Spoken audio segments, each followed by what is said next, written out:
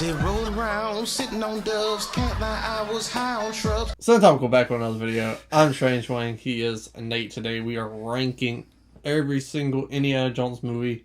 Like there's a lot of them. Every single Indiana Jones movie. Yeah. You gotta throw movies in there. Yeah. There's books, there's an N64 game, there's There'll- Young Indiana Jones. There'll probably be a Lego Indiana Jones movie at some point. There's probably a game like that. There is. Oh, well, there you go. Yeah. But we be ranking all those. He's going to go with the rules. And he's the bigger of the two of us when it comes to Indiana Jones, the fandom. So I'll let him start with his 5 and 4 first. Yeah. But before I do that, I'm going to give my 5 and 4. He's going to give his 5 and 4. 3-2, 3-2. Then we'll trade off number ones. And then if we have any discrepancies in our list, which I think there's a chance we don't this time, I feel like if anything, then we're going to have different reasons. we'll disagree with the reasons. if we have a different list, then we'll make a master list, a definitive one at the end.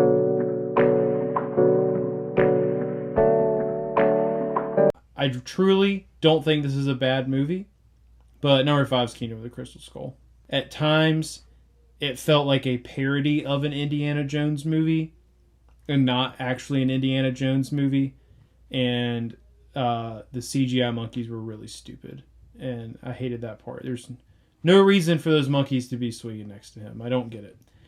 There's no reason for him to be swinging. There's no reason for him to be swinging. It's again, call like we see it, and that's kind of what I'm saying. This movie sometimes feels like a parody of an Indiana Jones movie.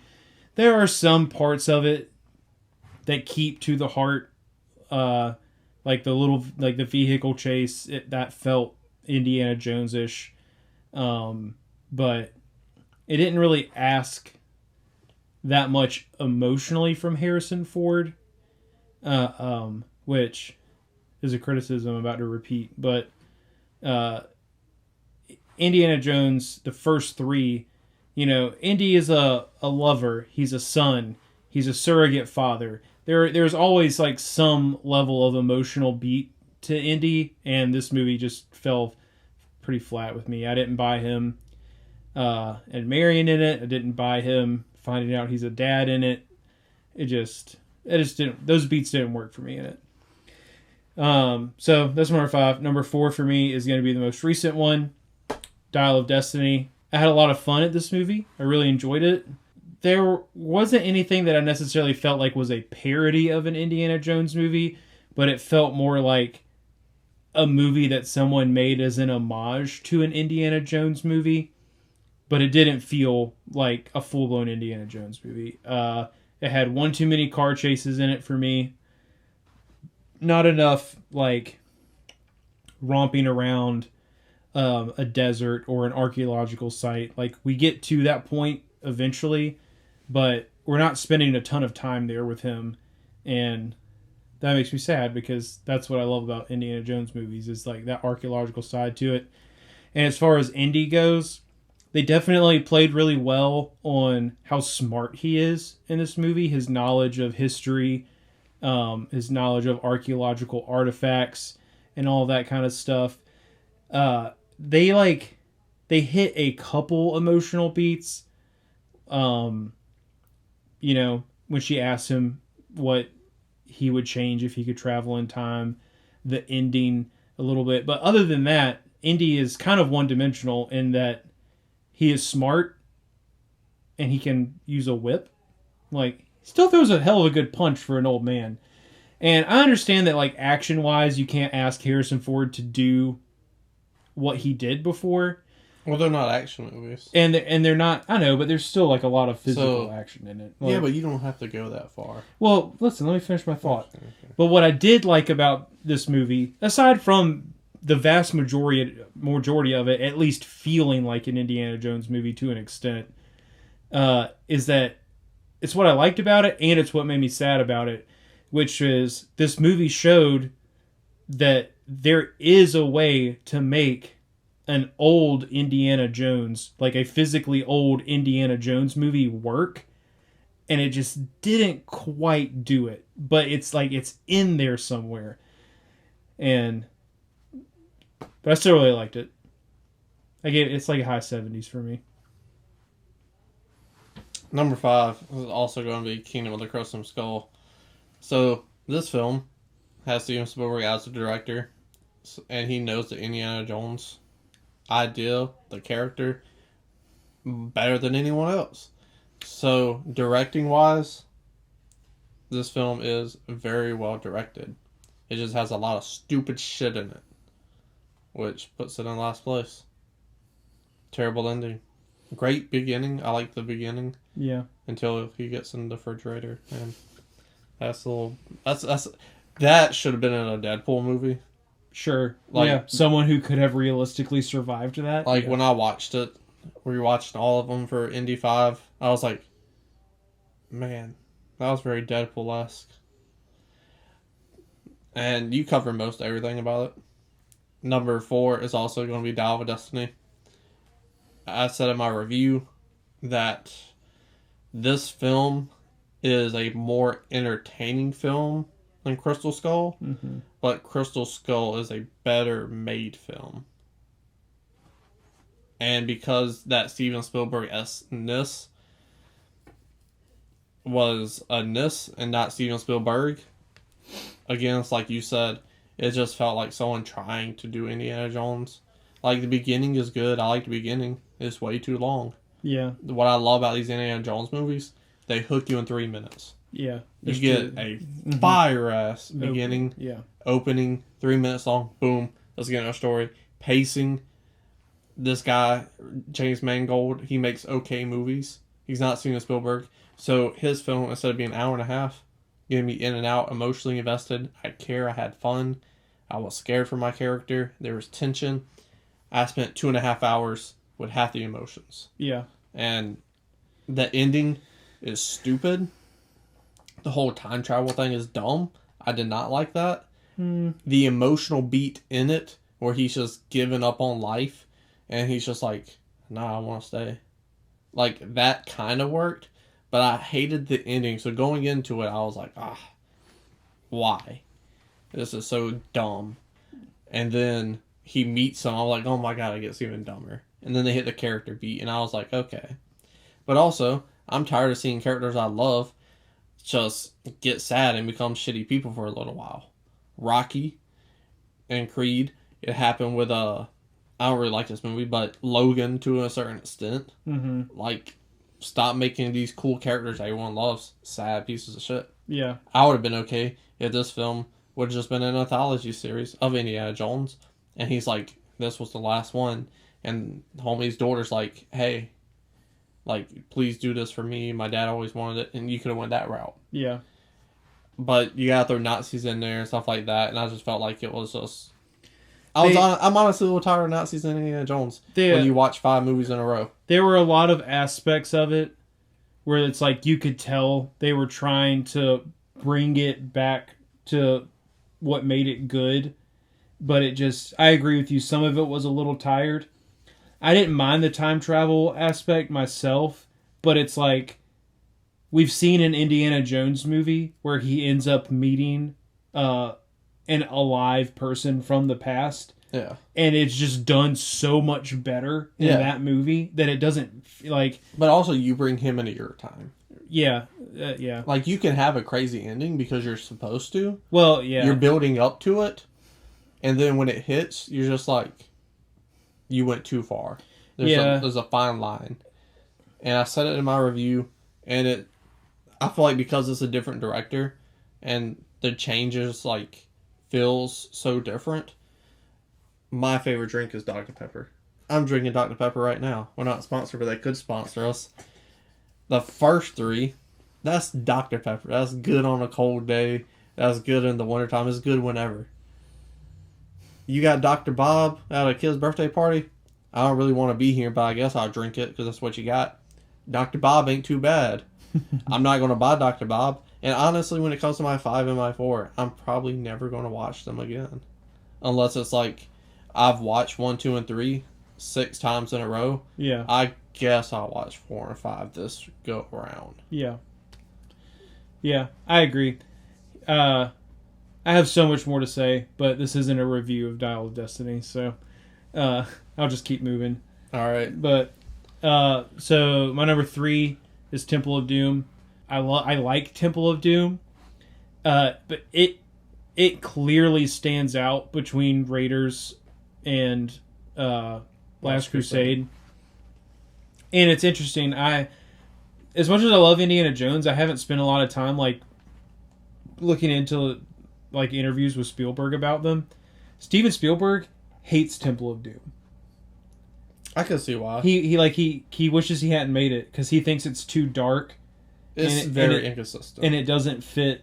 It doesn't really fit with Raiders and Last Crusade.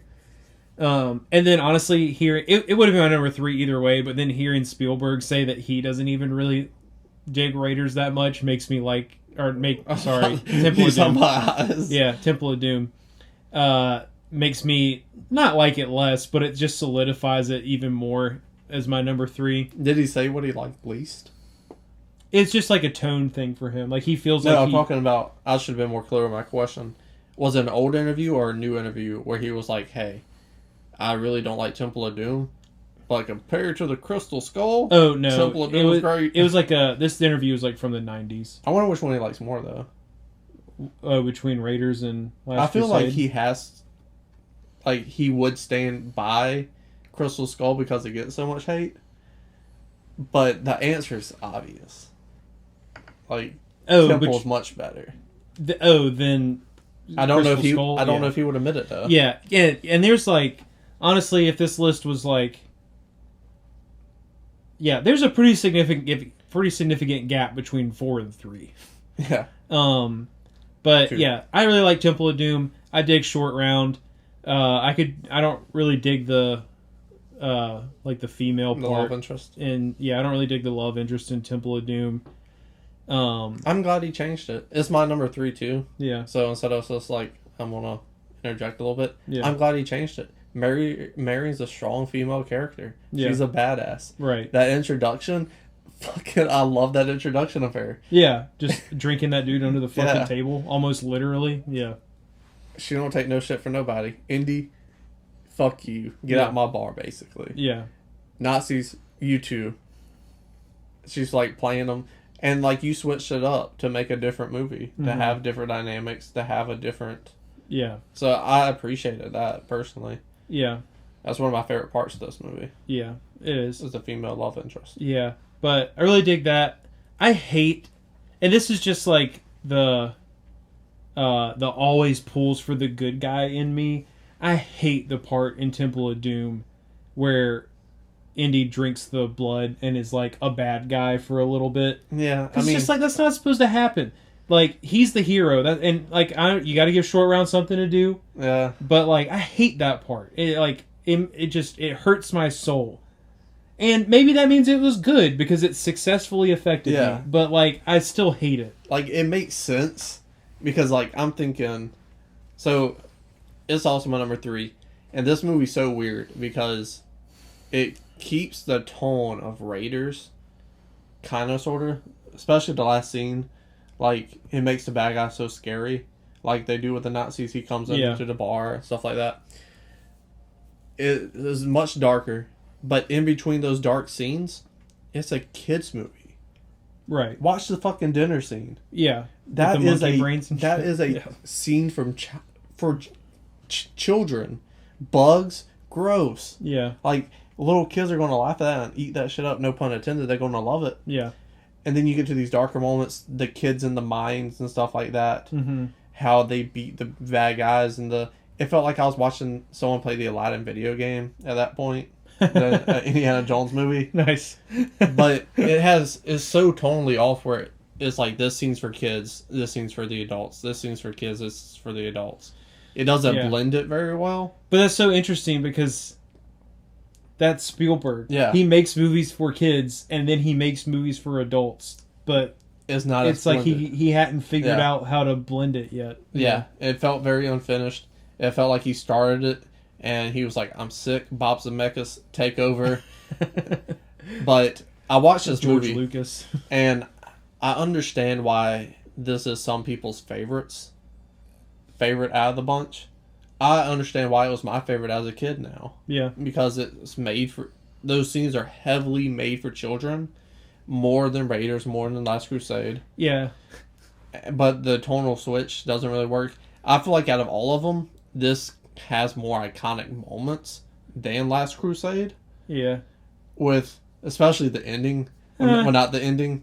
Where he's like, "See you in hell," and he chops the rope bridge. Well, that's stuff just like that. that's just your '80s action movie one-liner love. I love self it, but coming his through. face, Yeah, like it's acting, a good face. He's Yeah. like the eyes. Yeah. See you in hell. Yeah. Like stuff like that. The short round, the opening.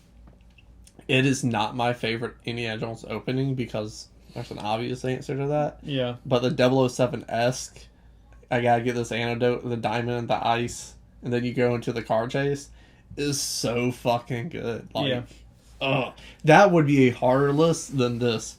Ranking the openings of Indiana Jones movies. That would be tough. That would be the hardest for me. Ranking car chases in Indiana But Jones movies. I love this movie because it has those childish factors to it and whatnot. A guy at AEW Wrestling on the crowd, he held up a sign. He said, "Temple of Doom is the best indie movie," and I was like, "No," but I respect it. Yeah, and a lot of people still feel that way. It has the coolest name. Yeah, for sure, definitely, and I think that attributes to kids liking it more too, because that just sounds so much cooler, especially when you were like a kid in the '90s, where Temple everything is extreme, bro. Like, geez, we got him back here. He almost knocked Han over. Like, he's got a whip. Like, that's cool. But this motherfucker got a heart and he's in fire and shit. Like, and look at this. That shit look boring as fuck.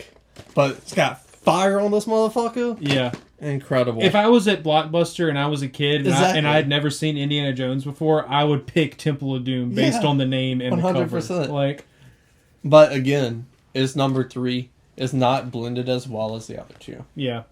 And your number 2, this is the interesting part. No, it is super interesting. And I've already made like a 1 and 2, I didn't know what they were going to be for you. And obviously, we've never spoken about Dow, so I didn't know 4 and 5. Yeah. I thought you was going to like this much more. I thought it was going to be your number 3. Dow Destiny was going to be your number 3. Oh, no. It missed too many beats that are in quintessential Indiana Jones to me that Temple of Doom was able to hit. Yeah, so I thought about this really hard, and what it really came down to is the fact that since this is a channel ranking, I was going to try to be a little more objective and not be personal about it. To me, obviously, Raiders and Last Crusade are the only two left for both of us. I could see how objectively Raiders may technically be the better movie. And so, tentatively, I'm going to say Last Crusade is number 2. And again, that's just because this is truly what I objectively think would be the Indiana Jones list. And since it is a channel list, we'll be making a definitive ranking. So I kept personal feelings out of it, and I'm going to say Last Crusade is number 2. But Last Crusade is absolutely my personal favorite Indiana Jones movie. And it's for a lot of reasons. Like I like that this is an indie who has already been through at least 2 like crazy fucking things already. And so he's a little more seasoned. I love Professor Jones in the beginning of this movie, that whole little bit. I love it. Everything about him and Sean Connery, like, if we ever made a list that was like actors with the best chemistry that were only ever in one movie together, this is going to be my number 1. They have so much they work perfectly together. And so like the bits of comedy that you get in Indiana Jones movies, those work perfectly. For me in this movie, I think this is the funniest Indiana Jones movie. But it doesn't feel like out of place comedy. It fits really, really well. The young Indy in the beginning, I mean, man, that I would have a really hard time if we did a list of Indiana Jones openings. Yeah. I mean, that one do it now, is pretty great. Because it's indie, but it's now our indie. Yeah. So it adds another level. because like you learn so much. Like again, Spielberg's such a good fucking director. Yeah. That when you see someone direct a Indiana Jones movie like James Mangold did, it doesn't add up. Yeah. And it's because of shit like this in Crusade, where he takes the snake off of him, doesn't make a big deal about it. He's just go get the sheriff. And then you understand why later on he's scared of snakes because the motherfucker pops up and like right. So meticulous. Like he's such a good fucking director. Yeah, they nailed it at this time. And I also love that like Nazis are the bad guys in this movie, but they're not the big bad in Last Crusade. The main bad guy in Last Crusade is a rich white American. Yeah. It feels fresher. And it does feel he's just using the Nazis too.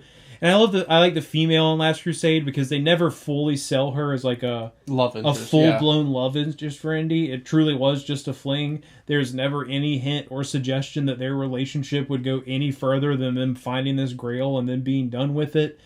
She's a Nazi. You don't want to like her. Yeah, but you don't know that to begin. But before you find out she's a Nazi, they are two like-minded. Like Marion was raised by an archaeologist. Yeah. She was raised by someone who is like Indy. She isn't necessarily all about this stuff. She's just running her bar, right? Whereas Elsa, I think her name is. She talks in her sleep, you know. Yeah, she cares about this shit. Like she's a Nazi and she's at a book burning crying because of what is happening. And that just like that is a 5-second shot of her crying at a book burning, and it tells you so much about that character. And then obviously the stuff with him and his dad and her and all that stuff. So this is an incredibly well-crafted movie. It is adventurous. It is fun, entertaining. It hits like emotional beats with Indy and his dad. You get to learn so much about Indy as a character in this movie, which I think maybe that's another reason why it's my favorite, because you get the young stuff with him and then him and his dad stuff. It's the only one where it worked because you had the vulnerability with him and his father. Yeah. On top of that, it blends it so well where you can have a scene where a Nazi's crying at a book burning and you can comprehend and understand that. Yeah. And then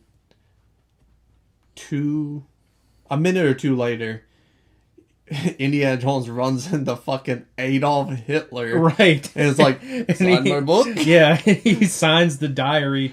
Yeah, that's pretty awesome. And I will say this, one thing that I did really like about Dial of Destiny is that it almost added another element of me liking The Last Crusade even more, just because of that one line where he's like, you're not all about the money, blah, blah, blah. And then he's like, if you're all like, who goes through all this trouble to find the one thing their dad spent their entire life looking for? Yeah. And that is literally him in The Last Crusade. Yeah. And I love that. So it was a good callback with a very subtle one. Yeah. That was one thing, like, we're jumping around to all these movies. Yeah. That was one thing I dug the most about Mangold's is when it comes to cameos, we see him in DC movies, we see him in Marvel movies. If I watch Transformers movies, they would probably be in there. They've started doing it with the Fast and Furious. You're going to get Easter eggs in your face. This movie did it so subtly. Yeah. Dial of Destiny, so it's like snuck him in there and it worked perfectly. There were plenty of lines of dialogue about his past where you knew which movie they were talking about, but they didn't like go into detail about it. Like he kept the photo of his dad in 4 on his wall, stuff like that, little stuff. Yeah. But Last Crusade is also my number 2. Where him and I differ is number 1, even if this was a biased ranking, is Raiders of the Lost Ark. And we'll talk about that later. But I appreciate this one a ton because it's not Raiders of the Lost Ark. I don't want Raiders of the Lost Ark. I spent 2 movies with that Indiana Jones. And how can you switch it up? Make him vulnerable. And how you do that, you throw his dad in there, you give him depth. And it works throughout the entire film. Unlike Mangold's, where he's just like, oh, depth. Alright, let's bring it back. Depth. Like, this one is consistent. It builds. And to a climatic moment where it's like, they do love each other. Yeah. Like, this is fucking great. Now, I will say, Raiders of the Lost Ark is a much, much, much better made movie And I put all those muches in there because I mean it. Like, filmmaking, head over heels better than Crusade. But Crusade, I feel like, is more entertaining because instead of having Indy by himself when Marion's captured, instead of having those slow moments where you have to rely more on the technique, the film perspective, cinematography, things like that, you have him and his dad. And to us, watching, they're cutting up and it's the greatest thing ever. To them, they're having this real serious moment. Right. So it's more entertaining throughout, I will say. That's the big difference. Is if we're looking at entertainment levels, this has a small nudge over it for a completely different reason, which makes it a completely different movie. But the filmmaking is what sets these two apart for me personally. Which goes into our number one, Raiders. And I'm going to keep it short and sweet because I didn't think a ranking of 5 videos would be 30 minutes long. Yeah. This is a damn near perfect movie. It's very good. One day when we come up with our top 10 greatest movies of all time, this is surely on my list. Without a doubt. Yeah. It would be on mine too. Like, the opening scene, the music. He just had... Alfred Molina. His toolbox of things he could use in a film, technique-wise. And he was early enough in his career where he was so hungry. Where he was just like, I'm going to make the greatest movie ever. And it's because I wanted this movie as a child. Well, it's because George Lucas wanted that movie as a Somebody wanted it as a child. Fuck George Lucas. He's the reason why he's probably the reason why Temple of Doom is like not blended as well. You wouldn't have Indy at all if it wasn't for George Lucas. Well, that's the only thing George Lucas ever done. So he made American Graffiti and Indiana Jones come true. And then the best franchise of all time. Question for you real quick. What's that? Off topic. You taking the original Star Wars trilogy? Because those have similar problems. Where the second one's not as blended for Indy. But the third one is just so tonally shifted in an opposite direction. They kind of have the same issues with Temple of Doom and Return of the Jedi. Oh, okay. But speaking of the first trilogy for Star Wars and the Indy trilogy, which one are you going with? I feel like Indy's more consistent. Because they're different movies. Like, obviously, you get more deeper with Empire, but Return loses me a lot. Yeah, well, I don't no offense. They're not bad movies. I don't care what your opinion none of of these Star Wars Yeah, who gives a fuck? But none of these are bad movies. I just feel like Indy has a better trilogy. If we did trilogies. That is tough because you're basically asking, do you want an anthology or do you want a continuing story of a trilogy? And that's really what it comes down to me, I guess.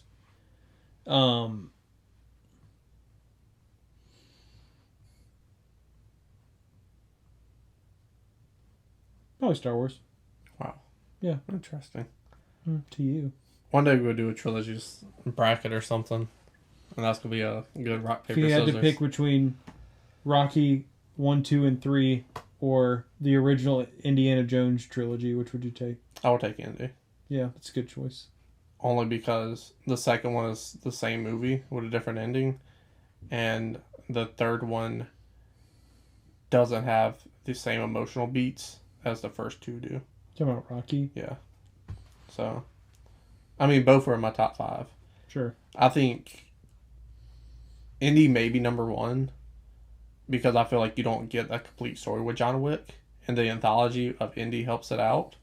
But John Wick would be the closest competition, in my opinion, when it came to a trilogy. Like taking the first 3 movies of something? Yeah. But, anyways, is there any more you want to say about Raiders? Other than it's one of the greatest movies of all time? No, it's fire. It is one of the greatest movies of all time. It's incredible. And I'm just thankful that it exists. Like, Indiana Jones was a pretty important character to me when I was very young, as was Steven Spielberg as a director, as was Harrison Ford as an actor. So that movie is really important to me outside of it being an incredible movie. And I think it is fair to say that it is the best Indiana Jones movie. But let us know your ranking in the comment section below. Ours were the exact same. which is the first time. Surprising. Usually there's like at least one. I feel like our list is probably like the most. If you got 100 people together who have seen every Indiana Jones movies and said rank them, this was probably the order that would be the most common. Definitely so. But we're going to go over that one more time in this little montage. That starts now.